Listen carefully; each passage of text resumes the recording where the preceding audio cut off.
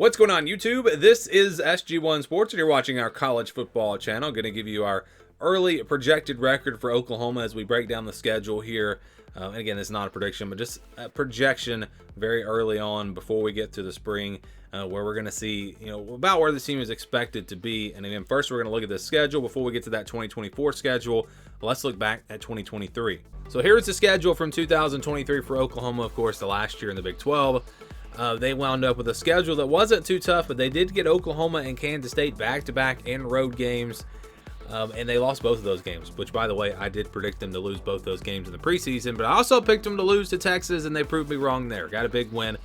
This was a really good team. They just ran into some tough games there on the road, going 10-2, but it was a schedule that wasn't that tough, and really looking back, they got to be beating themselves up because this was a good Oklahoma team, and if they just find a way to win one of those two games, they got Texas in a rematch in the Big 12 championship. They win that game, and Oklahoma's probably in the college football playoff, so they were really close. Although you wonder, with the schedule not as tough, maybe they don't jump Florida State like Texas did. So we won't go down that road. But anyways, the schedule, it really doesn't matter because 2024 is going to be totally different, new conference, and this is that schedule. Before we go game by game, let's kind of break it down. Starting with the non-conference, they have a pretty easy non-conference schedule. Again, Temple, Houston, Tulane, and Maine. So not much of a challenge there. Houston, we'll see how good they are. Perhaps that's a game that'll be competitive. Tulane, new head coach, how good will they be? So those games won't be easy wins, I don't think, for Oklahoma, but games where they should be favored by a decent amount. And then Temple and Maine should be pretty easy wins there.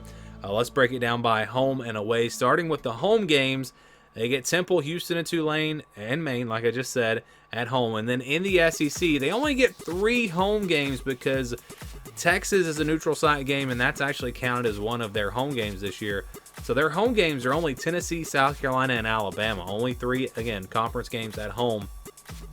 And you're playing 3 pretty good teams there. All 3 of those teams, especially Tennessee and Alabama, those are going to be tough matchups. But you'd like to have them at home, obviously. Good news for Oklahoma, if you look just at their SEC schedule, they do avoid Georgia, but they do play most of the other top teams in the conference.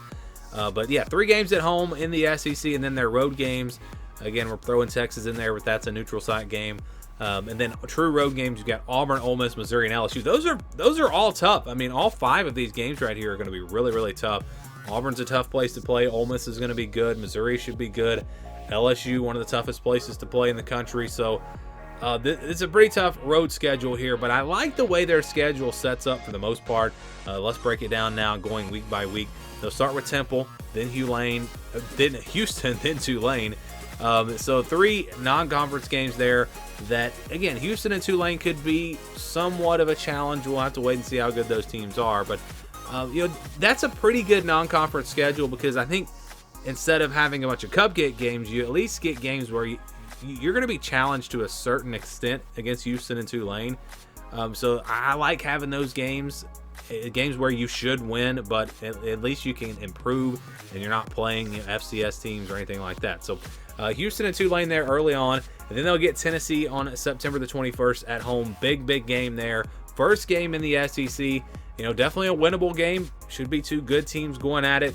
Really looking forward to that matchup. And then it's a tough road game against Auburn on the 28th. This is a team that I expect to be much improved next year.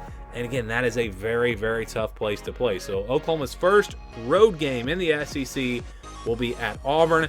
And then they get a bye week before playing Texas. Really good spot for that first bye week. Again, before a rivalry game, an emotional game against Texas. Then they follow that up with a game against South Carolina, who, figures to be towards the bottom of the SEC. They get them at home. That's a pretty good game to get to play after Texas. They don't get Vanderbilt, so they don't get Georgia. That's a positive, but the bad news is they don't get Vanderbilt. That's kind of the one easy win in the SEC. They get Ole Miss after that on the road on October the 26th. Then they'll get Maine. So the schedule's kind of broken up there. Really tough back-to-back games, at least to this point. They get Missouri after that, again, after an easy win over Maine. They'll play Missouri on the road. That'll be a tough one. Then they get their other bye week really late in the season. That is a very late bye week. But when you get 2, that's not that big of a deal. And then they'll finish things up with Alabama at home and LSU on the road. So the toughest back-to-backs for sure at the end of the season there, Alabama and LSU. That is a very tough way to end the season.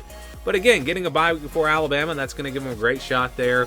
But overall, I mean, it's a tough schedule. You come into the SEC, you're going to have a tough schedule. Obviously, Tennessee and Auburn back-to-back will be tough. But I just like the way that it's divided up to where they don't have a really tough stretch of 3 or 4 really tough games. Toughest stretch probably going to be Texas, South Carolina, and Ole Miss. I mean, those 3 games, at least in the SEC, that's the toughest stretch right there. So worked out pretty well for Oklahoma. The schedule is obviously going to be tough in the conference. Non-conference, not too bad. And again, I like the way that the games are divided up. I think that's going to give Oklahoma a chance to have a pretty good season in 2024. Here were the projections, some of the projections for 2023 for Oklahoma. They were 10-2.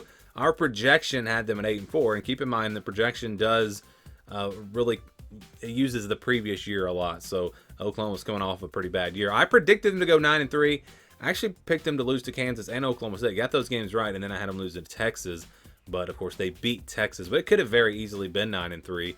Athlon also had them at 9-3. The over/under was at 9.5. So the expectations really were about 9-3, 10-2 for this team, and so they had a really good year. Let's get to 2024 now. And again, here's the schedule. This is the scale that we use. If it's less than 20 or over 80, those are games that I think are pretty much guaranteed wins or losses. Games where I think the spread will be 16, 17 plus points.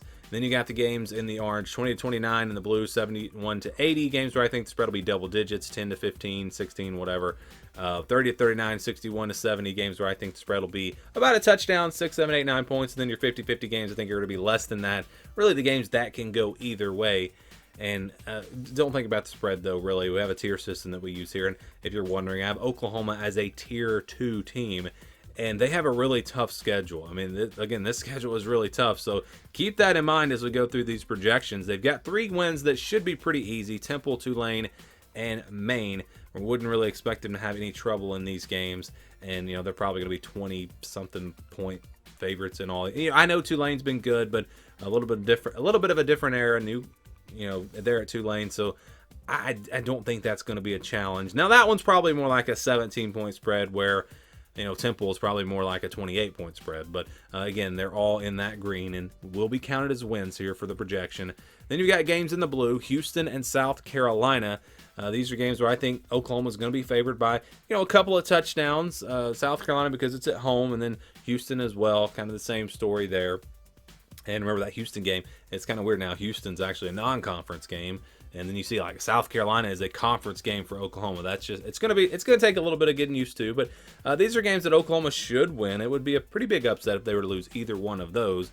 And then we go to games, only one game in the purple, and that's Auburn. So I've got Auburn and South Carolina in the same tier, but because this game is on the road and it's a tough place to play, that's why it winds up here. I think Oklahoma's probably favored by 7 or 8 points in this one, but not quite as much as those Houston and South Carolina games. So that's one that, that's an upset alert game. They absolutely could lose it, but I think they will be favored. And then you get the rest of this schedule. So Tennessee, Texas, Ole Miss, Missouri, Alabama, and LSU. All 6 of these teams, if you go through my tier system, all of these teams are either tier 1 or tier 2 teams. So that means they play half of their schedule against the top 2 tiers in all of college football. And they're only like, I don't know the exact number, less than 15 teams maybe in that range. So this is just, again, it's a really tough schedule. And you would expect them in these games to probably split. You've only got 2 of them at home, 3 on the road, 1 on a neutral field against Texas. So, if you split those 3 games, that's 3-3. And then you've got the other 6 games. Again, a tough trip on the road to Auburn, Houston, and South Carolina, which are games where they should be favored, but they're not gimmies. So this, again, is a very tough schedule. And, 9-3, I think, would be a very solid season for Oklahoma with this schedule. But the projection, it's going to be actually a little bit lower than that. So the projection for them is 8-4.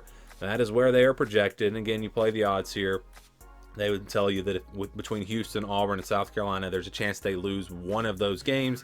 They split the 50-50 games. They wind up at 8-4. But of course, more likely to go 9-3 than 7-5. Although 7-5 is possible. And again, you look at these 6 games, they may not split them. They could go 1-5 or 2-4 in those games. So 8-4 is very possible with this schedule. In fact, I think they could even do worse, 7-5. 6-6 would definitely be a disappointing season. But 9-3 or 10-2 is not out out of the possibility, but it's going to be tough. It's just going to be tough. Texas is a rivalry game. You do get Tennessee at home. You do get Alabama at home. Ole Miss, Missouri, LSU. Ole Miss and Missouri, they've got a shot. In all those games. So, it could be a lot better, could be worse, but the projection kind of in the middle here for Oklahoma at 8-4. You guys agree? Do you disagree? Where do you think this team should be projected? Let me know your thoughts down in the comments below.